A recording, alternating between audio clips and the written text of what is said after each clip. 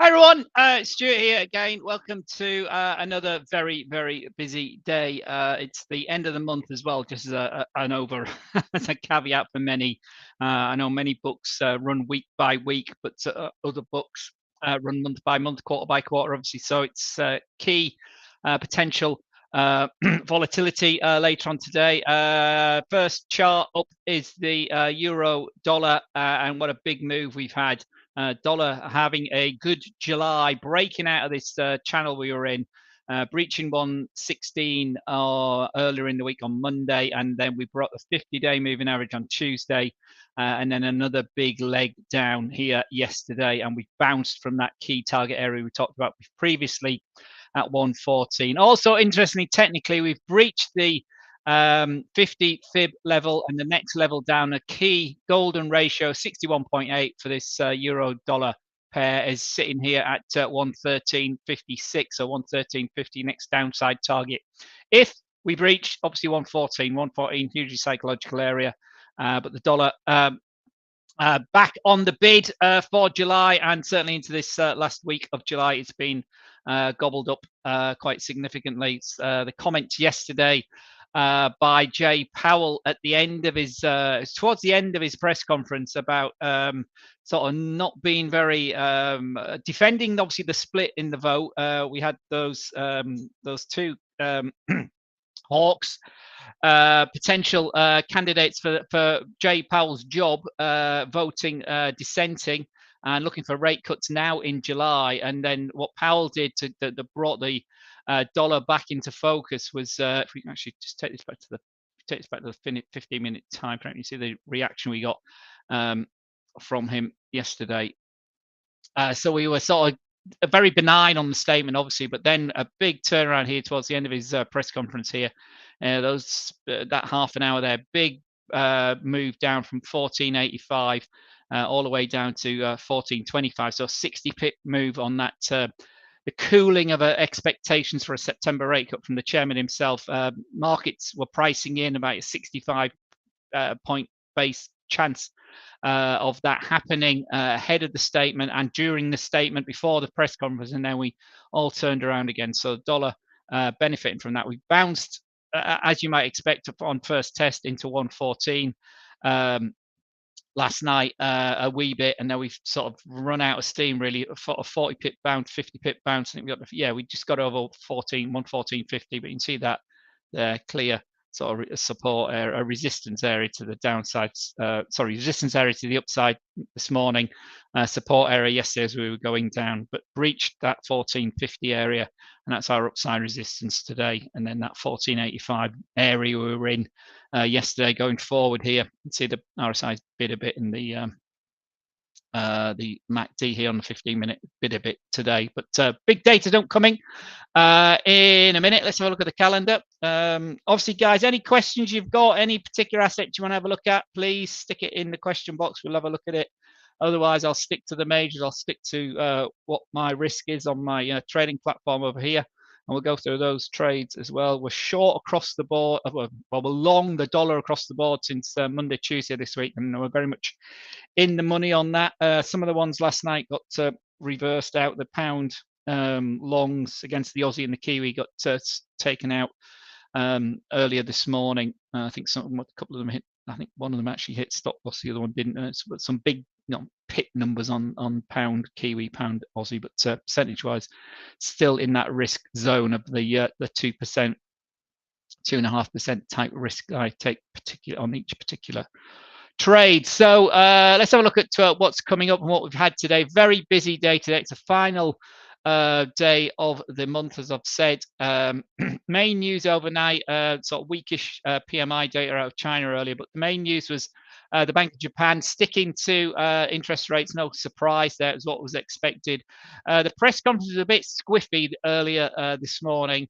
What do I mean by squiffy? Well, it sort of supported the yen. He was very benign about the chances of more rate hikes, but it was the market's taken it. If we look at the market's taken it. If we look at the yen, not against the dollar but against the other crosses. So I just put the crosses. I put the yen crosses in here. So I've got JPY in here. I'll look at the major Oh, it's exotics, not crosses. There we are. We look at it. So, for instance, the guppy, the pound yen. If we go back to this morning, the statement helped the yen. So this is pound yen going down. Weakness obviously in sterling as well. So here, as the statement came out this morning, we improved. But then as the press conference came around at 6:30, it was my time. He started speaking.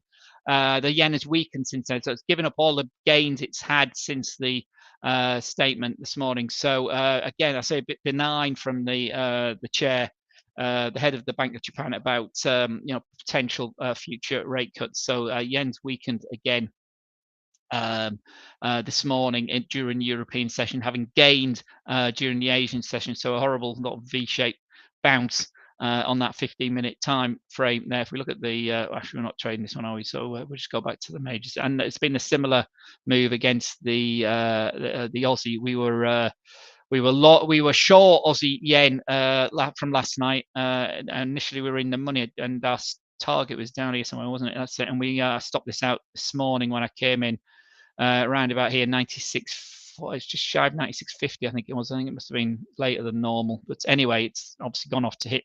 It's gone off to hit stop loss since then. That was a one from last night. We were short, and actually we were short Aussie CAD as well. We'll come back to the others in a minute. So yen continuing to weaken. If we look at it against the dollar, it's pushed to new highs, and somewhat inevitably, as we've been talking about this week, that the 150 level looked a bit of too far of a stretch.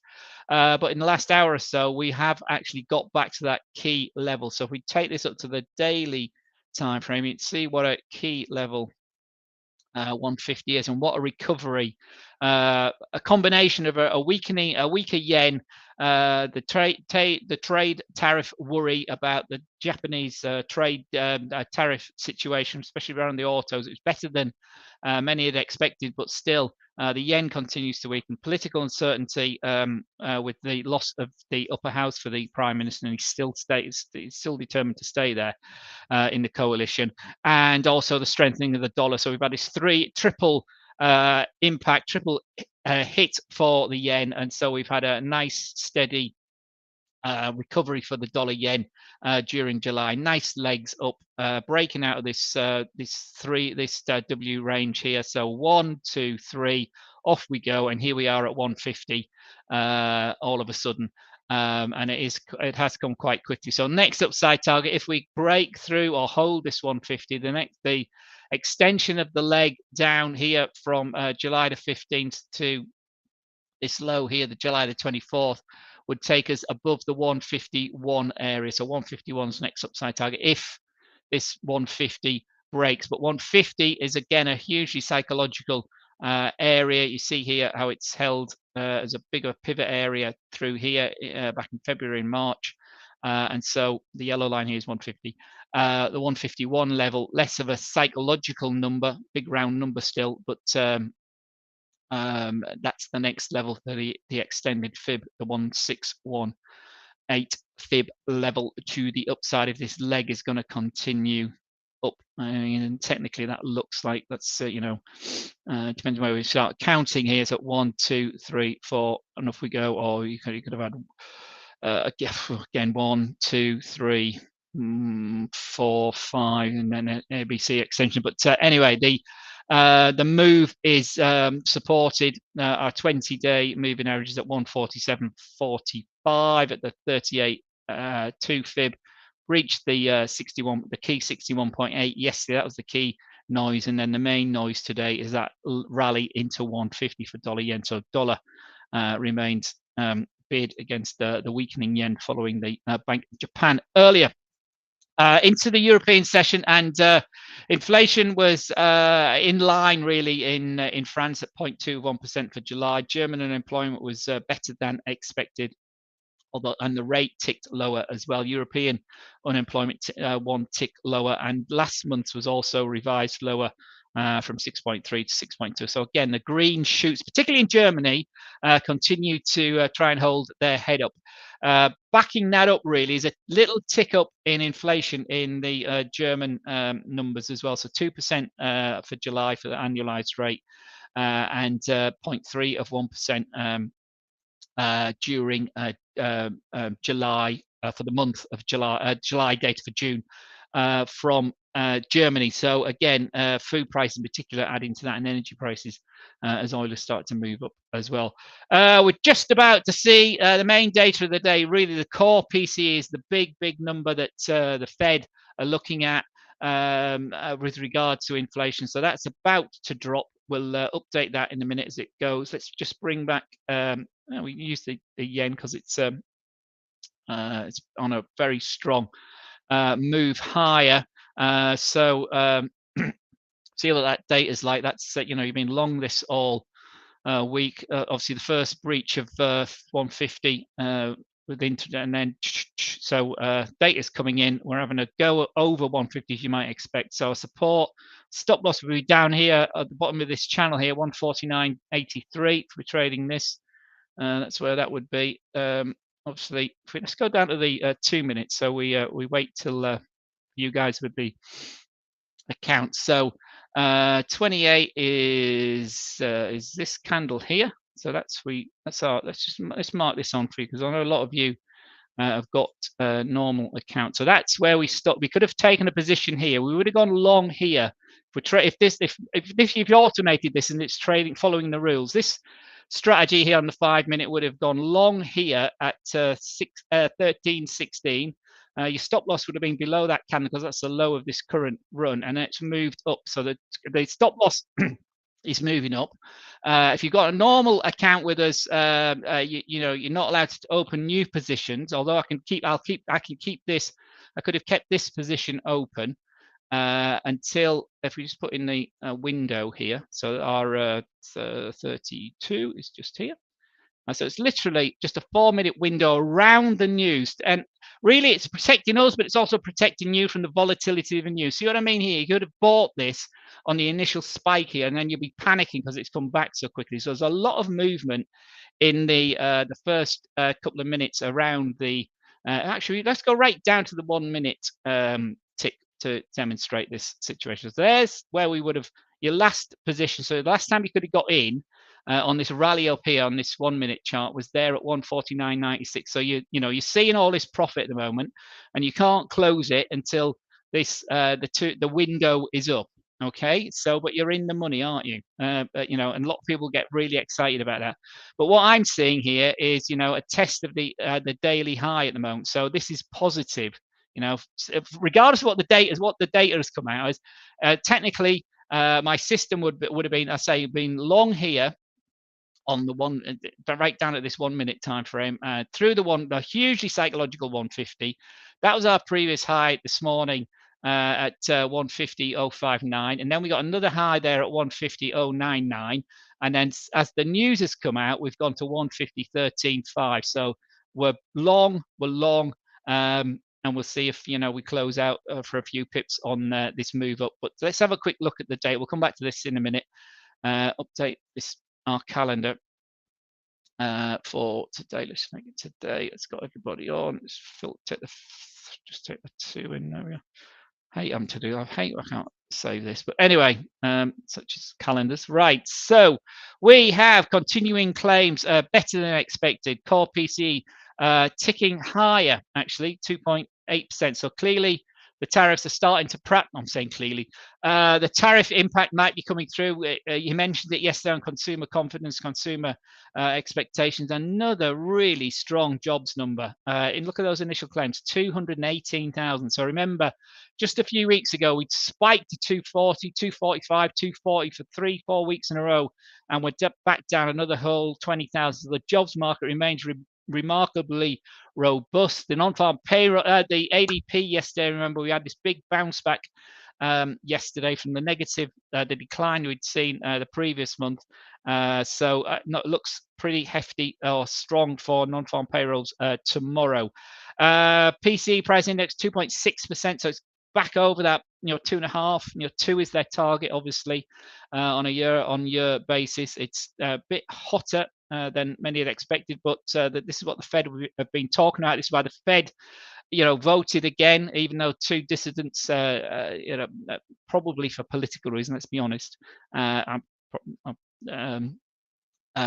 looked to, rather than economic reasons, looked to cut. But there's many economists not biased either way, saying but the Fed is behind the curve again. Caught out remember last time when they were talking about transitory nature of inflation, and they were wrong. It hung around for a long time. It took a lot of action to bring it down quite quickly. So it's back. It's ticking up rather than ticking down. Powell is, and his team are being proved sort of right on this data. So it obviously won't stop the pressure from the White House for rate cuts. Certainly won't stop Trump's personal attacks on Jay Powell. But yeah, personal spending a bit weaker than expected. But investment, I'm going to spending 0.31%. So overall, for the US economy, that's a good set of numbers. Jobs continuing to be remarkably robust. Unemployment rate tomorrow will be interesting. Number that everybody's watching, but PCE starting to tick up a tad, even though it's quite relatively low. It's closer to 3% than even 2.5% now, isn't it? 2.8%. Costs, interestingly as well, ticking a bit higher there, but hadn't rolled lower.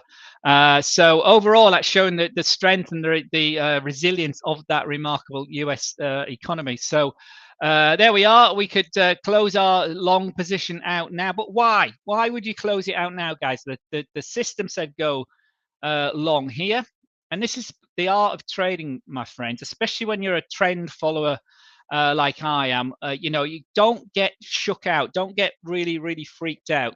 And it's one thing that really I've got his book here. So one thing that Tom Hugard talks about endlessly in this great book he published a couple of years ago, Best Loser Wins, about adding to winning positions. Many people would have had a target around the 150 earlier on this morning, or break of day. Could have been panicked out. Others would have had I would have been one of them. I would have had an initial target around the high of the day, 150.10 or 150.09, and then decide what to do. We've gone higher, and so the trend is up. So what we'd be doing now, if this was our long here, our stop loss here, the stop loss would have been raised to here, then 150, and now where are we? 1, 2, 3, 4, 5 candles back. I wouldn't have had it. That's a bit too tight. My stop loss will be here now, and we're stop losses at 157. We got in at 149.89. So we're 8 pips to the good just in this news announcement period. So guys, it's all about your trading approach, your techniques, what time frame you want to trade. I'm not particularly a scalper, to be honest. I do short-term trades, and I have short-term trading strategies on particularly the indexes. But if you have a system that works and works well enough for you and your personality, just push it as hard as you can, guys. It looks great, this system, this particular setup here, when we've got trending markets like we got here. It was also quite positive because we'd had a move up and move down. But how much of the move you would have got here, I would question, because you'd have gone. You would have gone. It's chopping about here. This is a good example of choppiness. In and out, long, short, moving lower, but then it's come against you. So if you pulled your stop loss down, you'd probably gone out flat. Didn't go above the 50, so still short again there, short, and then the turnaround here at 13:37, that half an hour window before, or 45-minute window before the data's come out. So anyway, that's just demonstrating our 1 minute system there on that 1 minute time frame on the dollar yen. So euro, similar sort of moves we would expect. Obviously, conversely, in the other direction, there's the data at that 1 minute. Again, you see the risk you're posing by trying to trade the live action, guys. If you've gone short and you've got out down here, all well and good. Congratulations, well done. But that's a minute candle we can see here. So you've got to be, either your system's got to be spot on. You've got to be, careful. There's not the slippage. There's not because of the news. But fade the news has always been my preferred approach, and by fade the news we mean, wait till the initial has died down, and it's certainly more than 2 minutes after the news is broken. I would argue before we start to fade. But at the moment, our low here is 7 minutes. Well, the low was actually on the actual news. The trend lower, the body of the candle, which is the most important in the wick, took us to 114.31 here. And as you can see, that's exactly what's happening as we speak. I think it's making this up new. That's our low through here, and these minute candles here within a few pips of each other. This 4 minute window here, this 5 minute window here, this 1, 2, 3, 4, 5 minute window here. Formed a floor at 114.31.5, and what's happened? We've faded. Our buys have come in here, and we've gobbled back, and we're higher. Euro dollar at the moment is higher than it was before the data came out. So again, here, even on the 1 minute time, you can see the support, the horizontal support and resistance levels still play as they do on higher time frames, but a tick up from this low, and it's sort of holding at the moment. And again, that would have gone long here now in the short time frame. This 1 minute time frame would have triggered a long there with a target initially, I would say, around that 50 period moving average there. The 50-minute moving average is at 114.42. So yeah, the data positive for the US economy, certainly. Let me have a look at what some of the participants have got to say.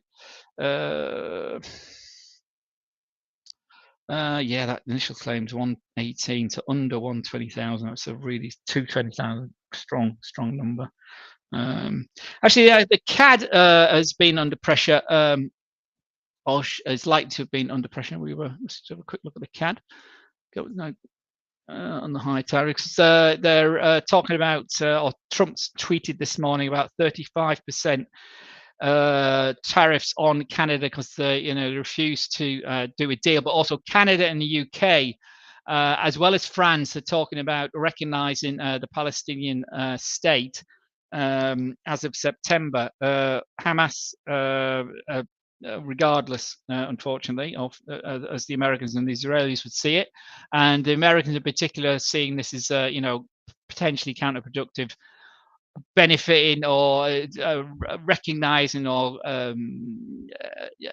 terrorism as they see it. The US, the UK, France, Canada are saying the ongoing humanitarian crisis in the small enclave that is Gaza, that's getting bombed, continuing, people getting killed, queuing for food, outweighs that situation, and the response from Israelis is out of proportion to the ongoing crisis that's been generated by their continued bombing. So lots of political ramification around that for both Canada, France, and the UK. And I say Canada in the firing line, because obviously tomorrow, 1st of August, is the deadline, and Trump is tweeting this morning about 35% tariffs being applied across the board for Canadian imports, but somebody's got to pay them, and ultimately be the UK, either US business or US consumers, and it's usually the consumers that get hit first, isn't it? So there we are. Dollar CAD up again. Dollar Swiss up, cooling a wee bit. If I put our stop loss from earlier, I can't remember. I say I will update all of these. So we're back to 81.25. So a huge old rally. That's 15-minute, back over 80 this week. And Swiss, I say, been the best performer against the dollar this year, but given back quite a bit in these last few days as the dollar's really come back to polish off quite a strong July. You can see a huge. So those that gain the most, the short Swiss positions or short dollar Swiss positions are getting closed out. Triggering long there on an end of day basis on the 28th, and very, very strong pull through the 50-day moving average. And again, another one hasn't been over the 50-day moving average since way back here in February. So it's been a decline through the second half of the winter through spring and summer, or most of summer, and we're back over the 50-day. And look at the size of the candle as well. That's really significant. It's a big old candle yesterday through that key resistance area. Obviously not as big yet as the down legs, the down candles during the spring, but we continue to, again, we're still long this. There's only 20% of the risk on all those trades we took on Monday, but we'll reassess on with our weekly charts. Sorry, we'll reassess on our weekly charts, obviously, after tomorrow, and non-farm payrolls in a massive data week this week. Obviously, things quieten down in August, but yeah, that's very relatively positive data for the US GDP monthly on Canada just come across as well, and that's not great news. It's not flat, or very flat. So again, more pressure for Mr. Carney. The other key movers yesterday has been the stock markets. What a blowout result we had from Meta last night. Let me just read the numbers here. Meta came in at $714 earnings per share and 47.52 billion for the quarter. Much better than expected. Guidance was pushed out as well. It was massive beat for Meta. Microsoft also beat, perhaps not as significantly. They came in at $365 EPS with a 764 billion sales gross turnover revenue for the second quarter. Robinhood B, ARM a personal favorite of mine from a long time ago. Ford had really good numbers as well. It was across the board. It was a strong earnings season, earnings numbers last night, but the two big super mega caps, Microsoft and particularly Meta, actually blew it out the water this morning ahead of the open later on. Meta is up 11.5%, Microsoft is up 8.8%. All the Wall Street analysts have upgraded Meta targets for Meta. 920 I saw this morning, 875 for Meta from JP Morgan. As I say, Microsoft are up 8.8% and Meta are up 11.5%, beating on both top line and bottom line. That means, you know, the revenue and the earnings both beating. This massive capital investment they've put in around, obviously, the AI, particularly growth stock area, seems to be paying off on those numbers. Earnings, advertising up, the cloud business doing very well at Microsoft as well. So tonight we've got Apple and Amazon, but hang on, the NASDAQ is absolutely plowing ahead. New all-time highs here on the NASDAQ 100. You see in the daily chart. So this bearish, this April and sort of tariff low, as I've put on here, 16,340, 16,340 is now a bit of an aberration. We've gone through 17, 18, 20, 22, and now we're through 23,000 yesterday, and we're pushing towards 24,000 on the NASDAQ 100, 23,650 as I speak. So the tech stock getting driven higher. Their valuations are going even higher. It can't last forever, but at the moment, stay on your surfboard, my friends, and ride that wave. Obviously, surfboard, whatever, you know, we're going up. The hockey stick will turn at some point. The S&P 500, our derivatives trading at 6,424 at the moment. New all-time highs again here. For the world's most important stock market, the S&P 500. After 2 down days at the beginning of the week, we bought it back yesterday and we're higher again this morning, 6,425. We lost 8 points yesterday on the cash market, closing at 6,362. That's the cash market, 6,362. But stocks continue to move higher on the earnings numbers, which are pretty good. Labor market looks pretty good. Inflation ticking back up, as the Fed was saying, so they're getting perhaps vindicated for not moving. Certainly this month in July, the pressure will build for September undoubtedly, but I'm just looking at the futures here across my Bloomberg terminal here. 1.35% The Nasdaq 100 is up, and they're just flashing up Meta. Meta up 11.27%, and Microsoft now up 9%. So Meta's come down a bit. This is all pre-market, obviously, the grey market. Microsoft trading at 5590, up 9%, and Meta Platforms trading at 773.53, up 11.27% pre-market. Let's see what the actual cash market looks like. They're also running eBay up 12.17%, up per $9.47 at $87 for a lost leader, as it has been, I should say, eBay. But yeah, tech very much driving things to the upside. Across the channel, across the Atlantic in Europe, the DAX is also is down today, 24,200.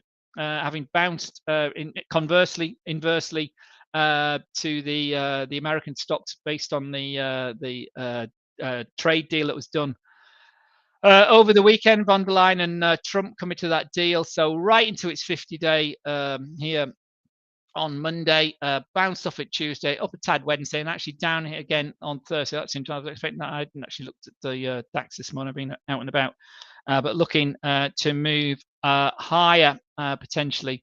Across the channel this time in, I thought the UK had gone higher.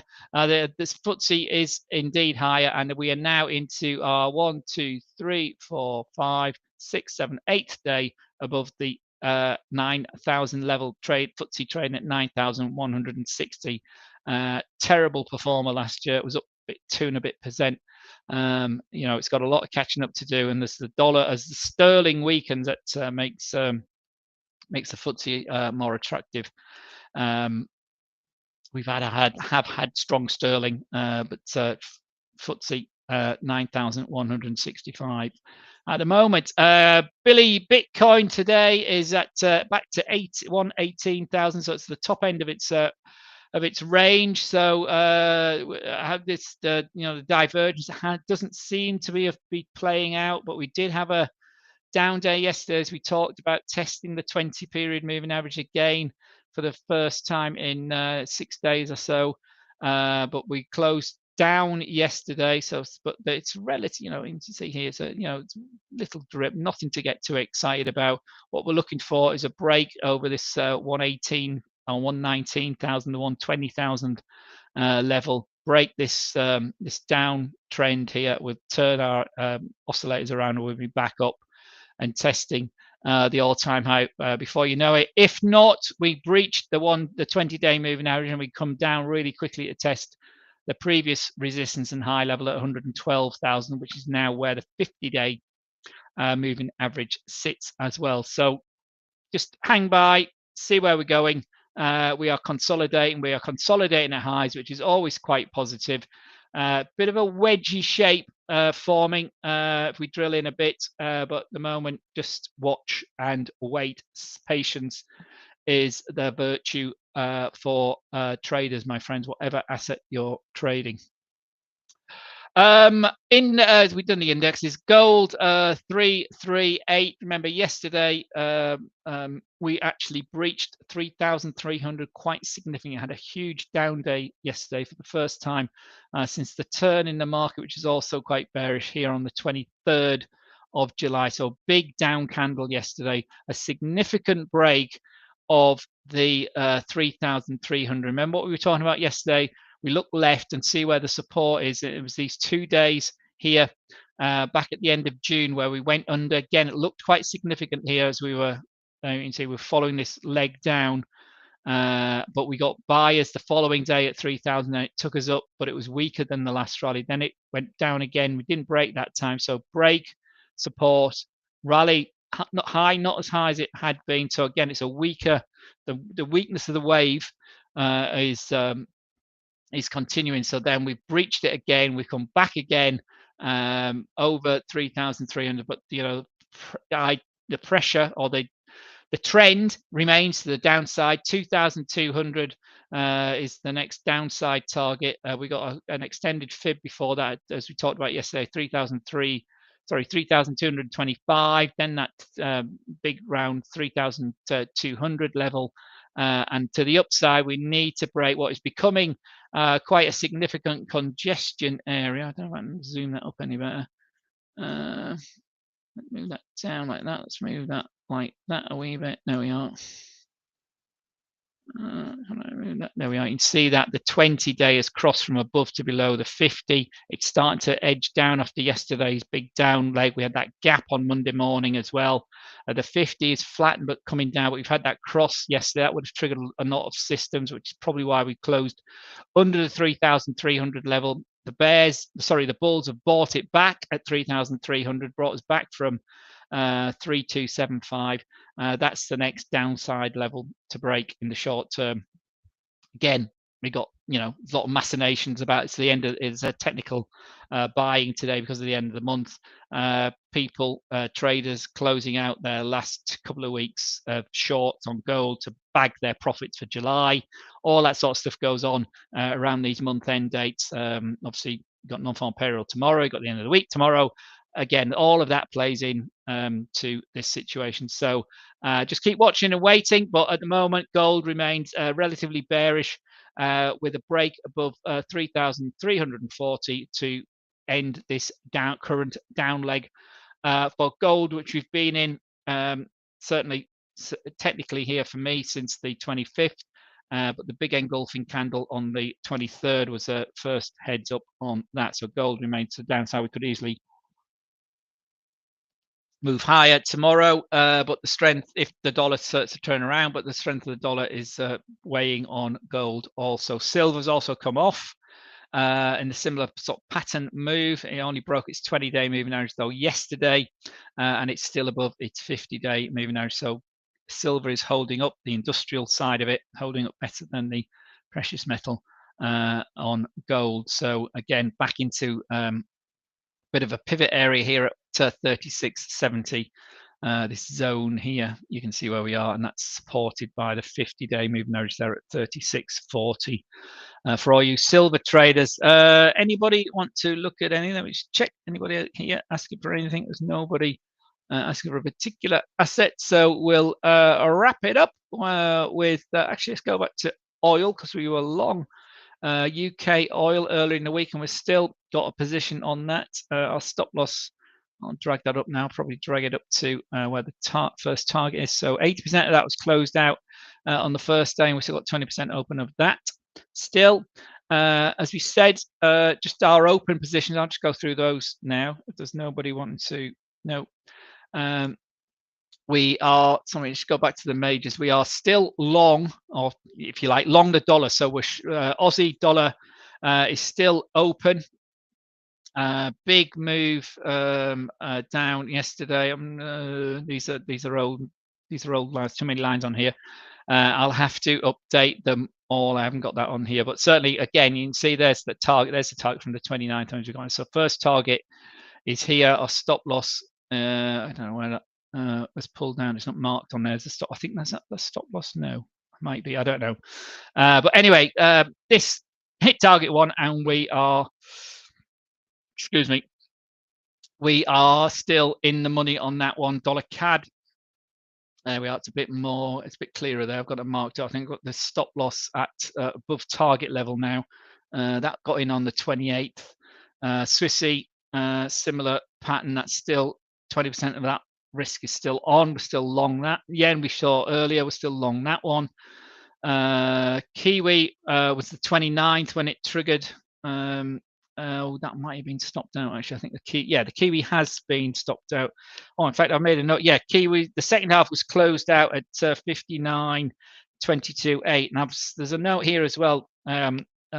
The second half of the yen was closed out at 148.90 yesterday as well. So the yen and the Swissy, the yen and the Kiwi are actually closed. I thought it was still open, but the yen has been closed at 140. Is that the target?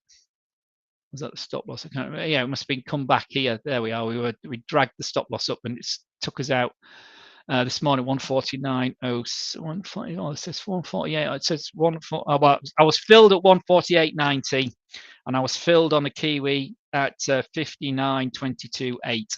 So those two are closed The others are still open. The euro still in play. The stop loss is here now on that one, and sterling still definitely open as well. Stop loss below target one as well. So again, in the money very nicely on all those dollar crosses. Less so. I think I showed you the pound Aussie yen, didn't I, earlier? Aussie CAD, I think, has also got stopped. Oh no, it hasn't got stopped out. It's out of the money, but it's not stopped out. There's the entry last night.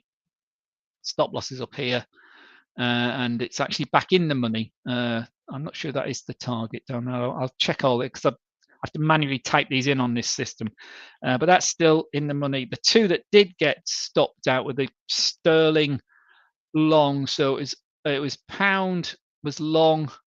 Oh, hang on a minute, it hasn't been. I thought this got stopped out. I'm confused now. Oh, this is long. That's why. It says this is long. I've got these the wrong way round. That should be. I think that's the target and that's the stop loss. So it probably, yeah, it has been stopped out.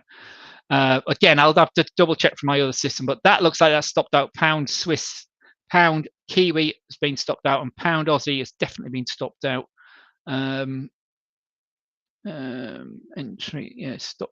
Again, I don't know what I've done. I don't. Well, anyway, that I'm sure that's been stopped out as well. But again, I have to check my other system. The pound Aussie from the other night. That was from Wednesday night. Oh, that was last night, wasn't it? What I'm talking about. The others were from earlier in the week. The Aussie CAD. I'll have to update all these this afternoon because I'm out of sync. I don't think I've updated last week's. Last week we gained 583 points altogether. I don't think I've actually posted that on Discord, but we were up 583 points, and 100. The indexes, I think, was something like 100. Stocks were 107 points of that 583. So lots and lots of trades last week. Anyway. What's happening tonight? Let's have a quick look. What may be triggering tonight?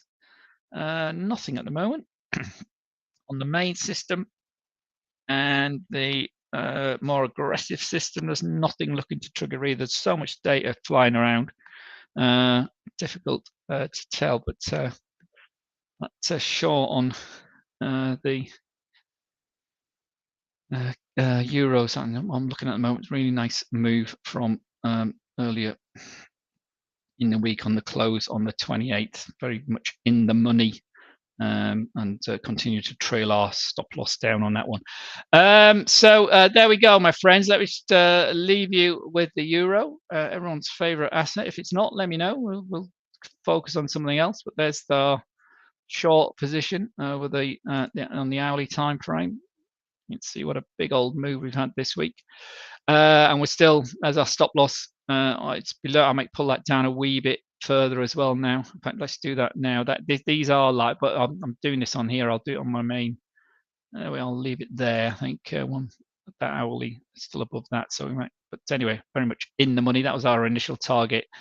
We took 80% of that position off there, and we still got 20%. So all of that is all profit from here to here, even if it reverses. Very much in the money. The short euro and the long dollar, basically. So let me leave you with the calendar again. Not so long to go. We got Chicago PMIs coming soon. The Atlanta Fed, their predictions have always been quite bullish. See what they look like later on, and the balance sheet from the Fed, huge debt, not getting eroded at all, being added to with the tariff and the big beautiful bill. Only making things worse, the Dubs are saying. But anyway, tomorrow, obviously, it's non-farm payroll. Let me just put tomorrow on. Tomorrow, non-farm payroll. 1st of August. It's my sister-in-law's birthday. Happy birthday, Lynn, for tomorrow. I'm sure you're not watching. Well, you might be watching, but happy birthday for tomorrow. European inflation, UK house inflation tomorrow. So that's cooled quite significantly, actually, or the potential chatter of that cooling quite significantly. The private casing manufacturing PMIs from China earlier in the morning. But obviously, the top of the shop tomorrow, top of the week, and many people's most significant trading event of the month kicks off the new month, 100,000 plus for non-farm payrolls. Big decline. It could surprise to the upside. This U6 unemployment numbers, those of you that know me, I focus quite significantly on that. The headline number, 4.2%. That looks like that might be met or might even be better. We'll have a look at the what the Wall Street is looking for tomorrow when they update their numbers on the back of the better than expected weekly claims this morning, and obviously on the back of what Amazon and Apple, MasterCard, and others report tonight. The earnings schedule here. These are the ones that have reported before the market opens in 25 minutes in the United States. So let me just put that as a list for you. It's probably easy to see. It's easy. You see, all of green means they've done better than markets expect. There's lots of skepticism, obviously, around Wall Street. Why do these companies always beat or the majority of them always beat expectations? In everybody's interest that they do. Anyway, the strong earnings is what basically you can read from this, from big, huge companies like MasterCard it's 2 years in a row, to these small, 680 million compared to 8 billion revenue in the quarter. A smaller company missed, the big company beat expectations. So the big companies are driving forward. Norwegian Cruise Line, there, I noticed their shares are up quite significantly, 13%, I think, more than the two megas of Meta and Microsoft pre-market. Bristol Myers Squibb, major pharmaceutical company, also beating to the upside, but not as significantly as some of the other players. But anyway, the point is they're very much in the green. You see the length of green on here rather than the red. And if we go to after hours, obviously the massive Apple and Amazon reporting, everybody's favorite Bitcoin investor, MicroStrategy, and lots of people's, including me actually, coin exchange provider Coinbase report later on. Cloudflare, interesting company, Cloudflare. Also reporting after the bell tonight, but all eyes on Apple and how they're coping with the tariffs, how they're coping with manufacturing shifts from China to India. The Apple's iPhone 17 rumored about. Remember, September is the big launch days. Mid-September tend to be the big days for the new Apple products, new Apple iPhone due, as well as some other updates. So see what they've got to say later. And Amazon also, will they follow in the footsteps of Microsoft and Meta from last night? Lots of skepticism around potential Apple numbers, but they could surprise as well to the upside. So see how all those numbers and how the calls go later on. So take care, everyone. Be good, be safe. Always watch your risk, whatever you're trading, whether you're trading on an end of day basis or on a minute basis, as we were earlier. Let's just go back to it was the yen, wasn't it? We were looking at on the minute basis. See what's happened since the data, and we continue to move. So that's where we couldn't trade, guys. Remember, you getting look at the breach now of the 150 all the way up. So again, the 20 has kept us the right side of the trade. We haven't come out, but again, strictly, you would have probably come out on that down leg there and got back in there. With new high, could have added to it there. We've rallied to a new high, back closing out these positions as it's come back down. It certainly hit under the 20 at that point, but then new highs, testing the 20. So what I'm seeing here is we might be running out of steam as we test into the 20 period moving average more than we have on the big initial run. But at the moment, it's still bid. So don't be afraid, if you're still in this, to panic about getting out. This obviously is the 1 minute time frame, but we were long from the news. The system's keeping us long. We're in the pips. Stay safe, be good. I'll see you all again tomorrow. All the best, everyone.